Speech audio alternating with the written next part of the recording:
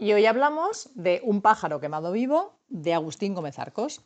Bueno, pues el libro comienza con la protagonista, Paula Pinzón Martín, recibiendo en su casa el telegrama que le anuncia el acontecimiento largamente deseado de la muerte de su padre, el Brigada Pinzón. Ella vive con su criada, la Roja, que es una vieja que no habla, es muda, que lleva una peluca rubia platino y que chupa incansablemente caramelos de menta. Paula desde pequeñita pues tenía ojos bicolor, uno negro y otro azul, que en aquel tiempo eran mirados como signo de fealdad y que acabó escondiendo siempre bajo unas gafas de ciego que siempre llevaba puestas. Celestina Martín, que es la primera esposa del Brigada, era una enferma y madre de Paulita, era enferma imaginaria, imbuida de una religiosidad feroz y aunque lo amaba y lo deseaba apasionadamente, no le dejaba tocarla. Él la respetaba, así que se dedicaba a deambular de burdel en burdel, dándose sin descanso a las mujeres y a la bebida. Paula, que era hija única de ambos, ignoraba ese amor sublime y desdichado y acusaba siempre desde la más tierna infancia a su padre de no amar a la madre y además le culpaba de haberla recluido en casa forzosamente de manera constante y también le culpaba de su prematura muerte. Paula rememora siempre a su madre con pasión, con ternura, pero es incapaz de alguna manera de disociarla de su marido, que con su torpe negrura de macho ensucia el mundo marfileño de la madre. Y voy a leer cómo lo define Agustín, este mundo de la madre tan maravilloso. Voy a leerlo textualmente. Minúscula, agarrada a un pliegue de la falda, la Paulita seguía por la casa de las idas y venidas de mamá. Se abría un pasadizo de ensueño entre el oleaje de cortinas de ganchillo que una brisa interminable hacía ondear a lo largo de los corredores, en las habitaciones de recibir. En ese mar de encajes mamá navegaba como un barco de vela, mamá rubia y liviana, un velero sonorizado por pájaros enjaulados, cientos de pájaros, ella también ave del paraíso, mamá inglesa. La soberbia mamá navegante no tenía nada de los terciopelos arábigos y las negruras sefarditas de las hembras del sur. Sus ojos, de un azul desvaído, se hacían transparentes y la luz dosería, como un cristal acariciado por el sol naciente.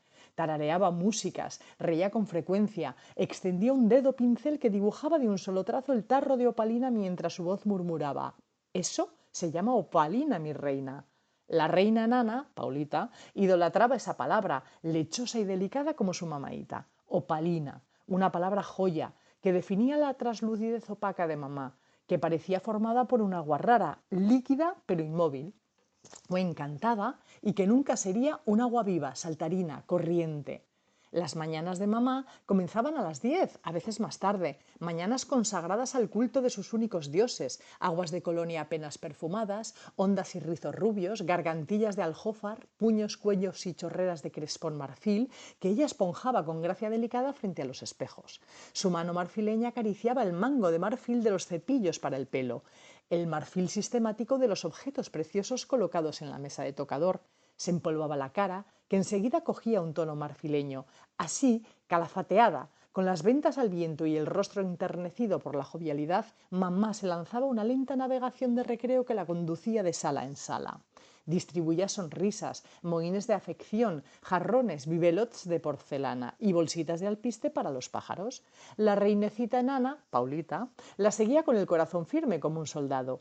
Mamá murmuraba unas palabras de cariño, pero nunca excesiva, y la mirada dispareja de los ojos de la Paula se endulzaba como por arte de magia, acoplándose al universo apenas perceptible de mamá, quien a las 2 en punto detenía su impulso navegante y echaba el ancla en el comedor, apoteosis de lo marfileño, manteles, pañitos, visillos, la arrugada criada amarillenta que servía el almuerzo y ni qué decir tiene la crema de langosta, el melón de invierno, las peritas de San Juan, los pálidos pedos de monja, el té aguado, vajilla, cubertería y cristalería, en miniatura como para una casa de muñecas, se adornaban en asas y mangos con un elegante toque de marfil tan constante y visible que la exquisita Celestina Martín tenía la impresión de estar viviendo entre los vapores de una estación termal.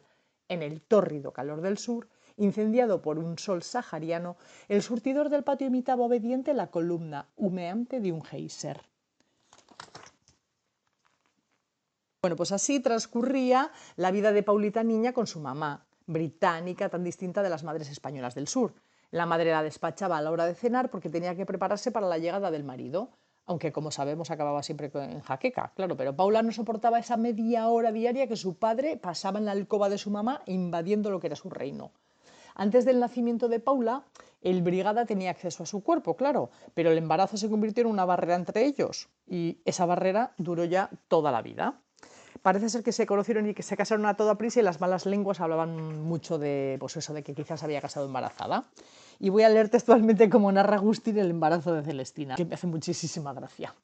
El embarazo hipertrófico de Celestina Martín llegó a ser célebre e incluso celebrado por poetas locales. Solo duró el tiempo normal de un normal embarazo, 9 meses. No obstante, su volumen inhabitual adquirió la grandeza de un símbolo.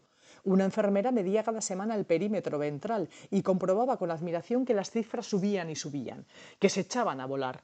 Un vientre inflacionista, además de aerofágico y pededor inveterado.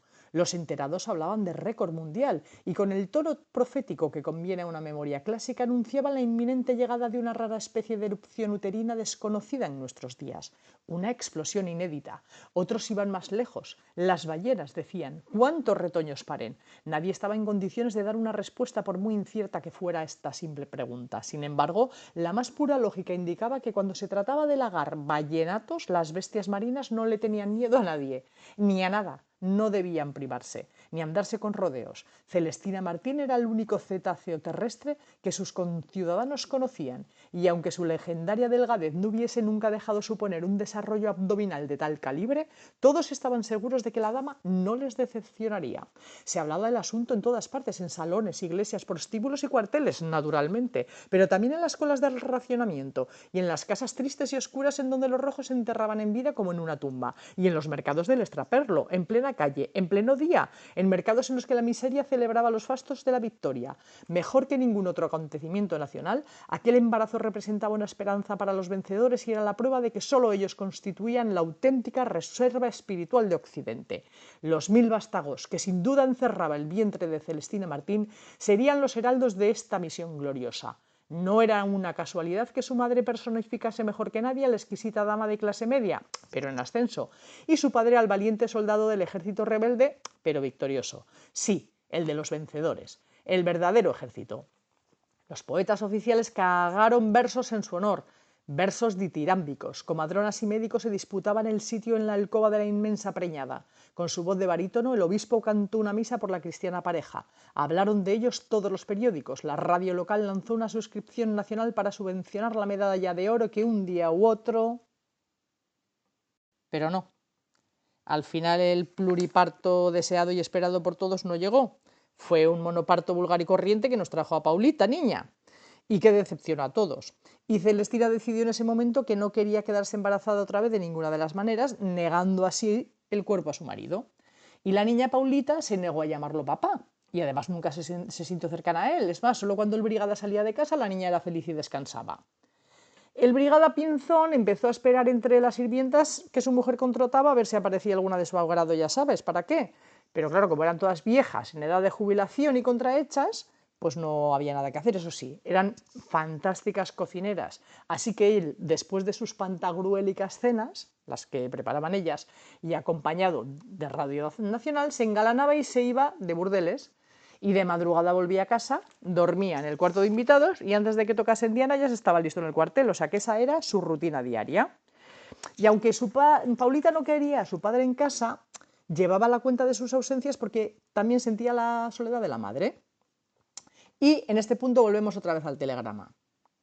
Aparece otra vez Paulita con el telegrama que anuncia la muerte del padre y que viene firmado por Araceli Pinzón, que es la hija que el Brigada tuvo con una cabaretera, con Pilar de Río Tinto, que la apodaban la Luciérnaga, a la que el padre conoció en un cabaret que se llamaba el Jardín de las Uríes y que estaba pues debajo de casa porque el señor es que no se iba muy lejos.